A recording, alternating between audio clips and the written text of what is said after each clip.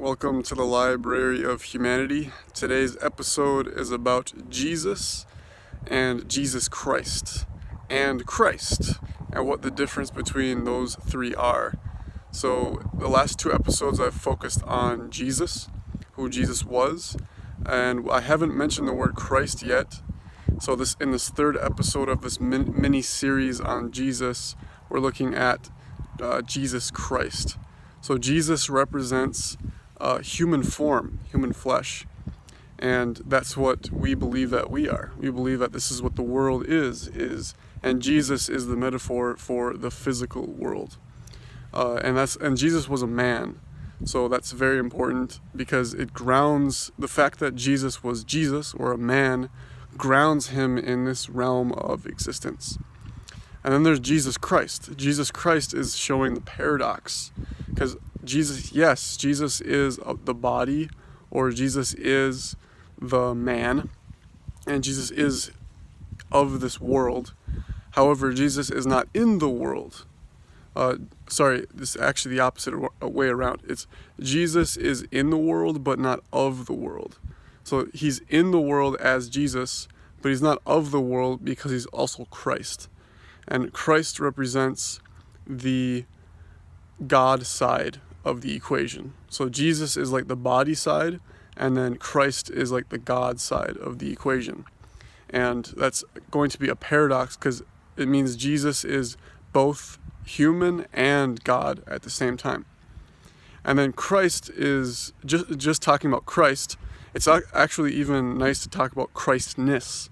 Christness, or the nature of Christ, is everywhere that you can see.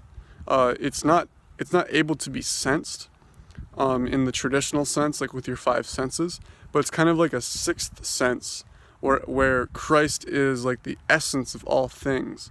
Another word for Christ is Buddha nature, if you've studied some Buddhism, and that's just the essence of all things.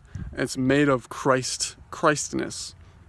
And so, but the thing is, a lot of humans and animals haven't realized that their nature is Christness. They believe that their essence is actually just physical. So that's kind of a misnomer or a misrepresentation of our nature. Because if you look around here at on the farm, it looks like there's a lot of physical activity going on, kind of like the physical laws of nature. The thing is, but there's this eminent silence and stillness that happens on a farm. And that is, you can see the cattle in the background. That silence and that stillness is what Christ is, the nature of Christ. And Jesus saw that he is this paradox between the world and the silent connection between all things. And that's why all things have inherently the same essence. So like a tree and a cow and a shoe, and even, so like I said, shoes, which are inanimate objects, those are also alive with this Christness. And that's what maybe a lot of Christians don't quite understand, is that Jesus was talking about literally everything as Christ. The light of Christ is the essence of all things. And another way I think of talking about Christ is just consciousness, just here-ness. I click my hand, I snap my fingers and click my hands, because that's like the essence of consciousness. It's just here and now, always and forever. So that is the paradox between all things, but Jesus was able to realize it. He's the one that noticed that he is the paradox between physical and deity or godlike. And so that is how Jesus talks in the Bible.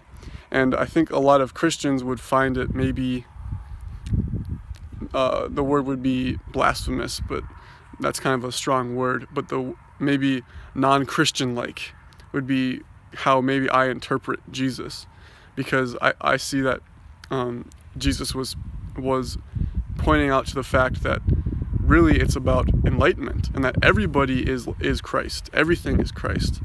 And the way a lot of Christians talk about is like Jesus and his followers have this like special place in the world where it's like it's us and it's them, like the Buddhists and the Muslims and the Hindus who don't follow the message of Jesus. But when you look at the Bible, like I did in the last episode, Jesus is saying God is all, God is one, Jesus is, and Christ is this oneness that is everywhere and impossible to miss. So even when our inner voice is going and going and going, it can distract us from this Christness, this beautiful oneness of reality, because it's the substance, it's the ultimate substance. But it's not even a substance, because substance connotes like this idea of physical, but this Christness or this oneness is beyond the idea of physical, and it is the conscious awareness, it's the aliveness. Even when you're dreaming, it's that here and nowness that your dream is occurring within. Or like even you see the events in your dream and it's full of Christ, it's full of oneness, and like the characters in your dream, their essence is Christ, their oneness. And so that's to kind of conclude, that's what Jesus was pointing to. If you try to interpret Jesus from a very open mind, and if you try to interpret Jesus in both, and again I'm talking about paradox, so it's Christian and not Christian.